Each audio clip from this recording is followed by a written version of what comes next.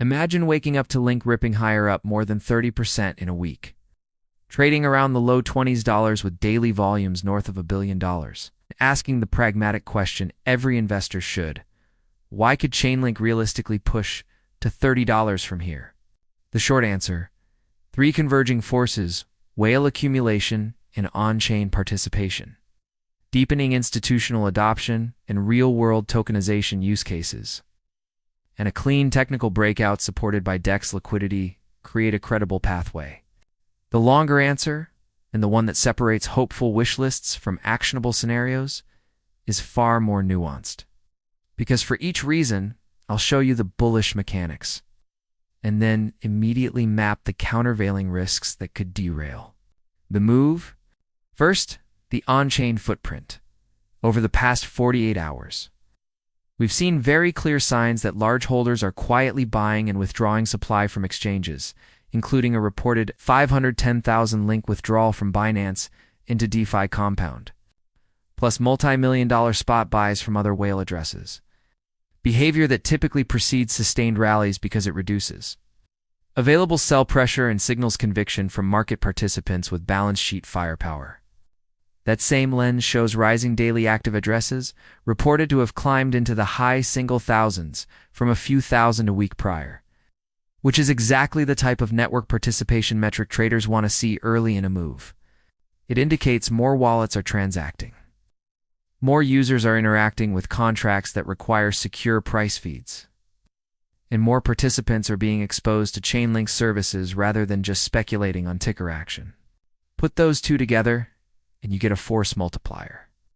Whales pulling supply plus increasing address activity equals a shallower order book at higher prices and a more robust base of buyers ready to defend breakouts. But now the realism check. Large withdrawals can also be neutral or even bearish if they're internal rotations into OTC custody, or if they are preparatory steps for distribution into a later, more publicized rally. And rising active addresses are noisy, they can reflect bot activity, short-term arbitrage, or one-off contract interactions rather than durable user adoption. In plain terms, accumulation looks great on the chart, but it only becomes market-moving when it's accompanied by sustained demand that eats through supply over time rather than a one-off reshuffle of ownership. Second, and equally important, is institutional and real-world integration. Chainlink is not just another Oracle project.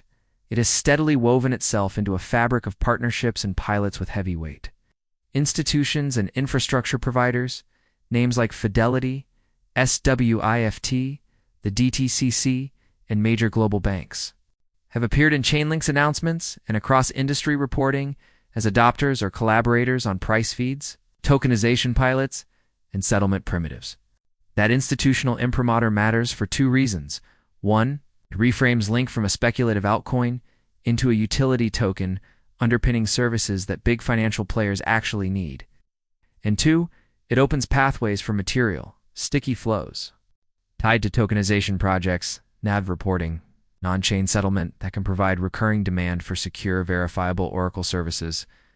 Chainlink Reserve and other products aim to tie fiat payment rails to token economics in ways that can drive DEX activity and on-chain settlement.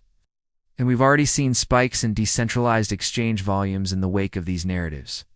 DEX Volume 4 Link-traded assets has been reported at near billion-dollar levels in 24-hour windows, suggesting that a lot of the action today is happening on-chain rather than solely in centralized order books. From an investor's vantage, that's a huge positive. Institutional demand is generally larger, more persistent, and less prone to the panic liquidations that characterize retail flows.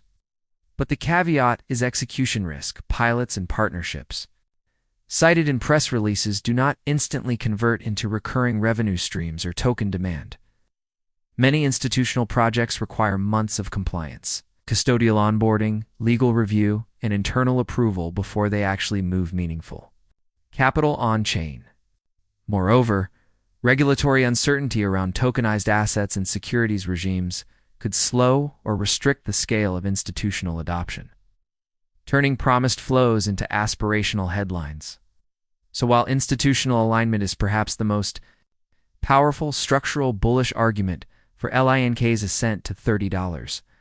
It's also the trickiest to time and the most dependent on cross-industry execution and favorable regulatory developments.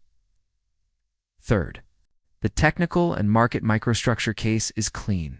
Link recently cleared a multi-year downtrend and retested a double bottom area around $18, then flipped that zone into support and began a measured move higher.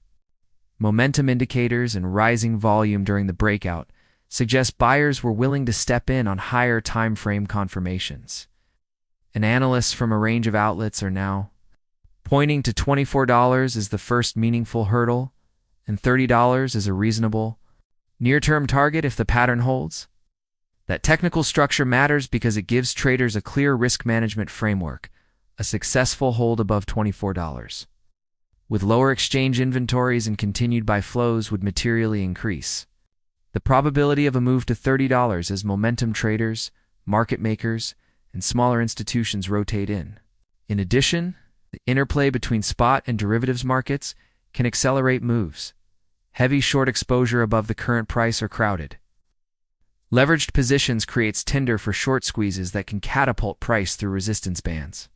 In compressed time frames, yet those same forces can cut the other way if leverage is high on the long side, or if speculative positioning becomes overcrowded.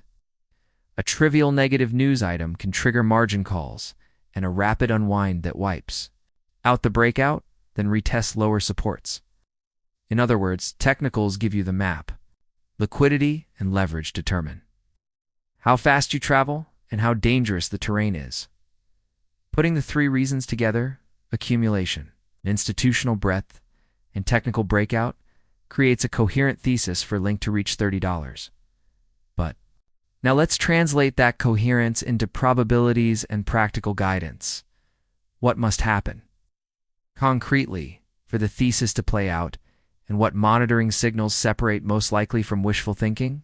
First, exchange balances should continue to decline or at least remain suppressed. That would confirm that. Accumulation is not merely an intra-exchange rotation, but represents genuine removal of available float. Second, on-chain usage metrics should continue to show growth. Daily active addresses, DEX volume, and real-world asset or tokenization activity should rise commensurately with price. If price outpaces utility metrics, the move risks being speculative. Third, institutional flows or formal productized instruments, custodian announcements.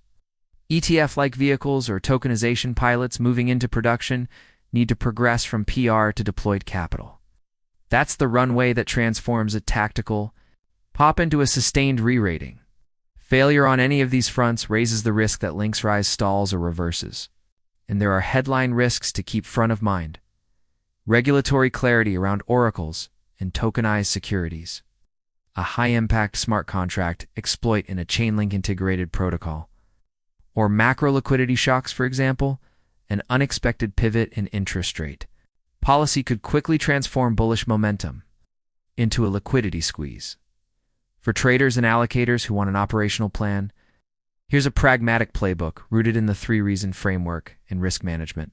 Short-term momentum traders can use $24 as a pivot if Link convincingly holds above $24 on expanding. Intraday and daily volume, it's a reasonable place to add tactically with a tight stop beneath the new support. Scale out into incremental resistance clusters near $27, $30, because these are natural profit-taking zones for shorter time horizon players. For swing traders, consider buying pullbacks toward the mid-teens to low $20 range. Only if exchange outflows and on-chain participation remain intact, that reduces the chance of chasing a false breakout. Longer-term investors who believe in Chainlink's institutional story should size positions to psychological comfort, accumulate on weakness, and watch for demonstrable institutional flows and product deployments as their validation points before significant reallocations.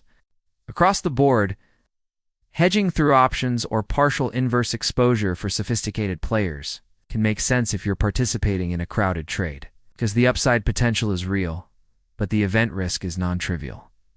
Finally, let's quantify the downside envelope and the main failure modes so your expectations are calibrated. A failure to hold the $18-$20 band would be the clearest technical red flag, indicating that the breakout was a headline-driven squeeze rather than a regime shift. Renewed inflows to exchanges, large sell pressure from previously quiet whale addresses, or a sharp drop in DEX usage would each meaningfully lower the probability of a sustained move to $30. Scenario. Analysis suggests that if institutional flows stall but whales still accumulate, you could get a protracted range-bound move with occasional spikes. If institutional flows accelerate and exchange float keeps contracting, a rapid movement to $30 and even toward prior multi-year highs in a best-case extended cycle becomes plausible.